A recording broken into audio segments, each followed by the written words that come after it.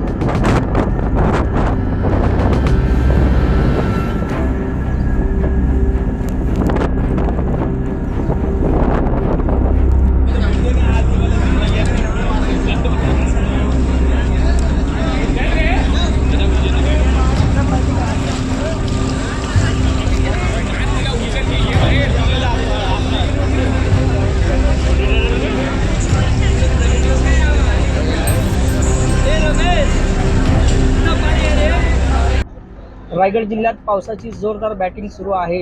जिल्ह्यातील अंबा नदी, सावित्री नदी, काळ नदी या दुथडी भरून वाहताना पाहायला मिळत आहेत। तर रायगड जिल्ह्यातील कुंडलिका नदी आहे, तिने धोक्याची पातळी ओलांडलेली आहे।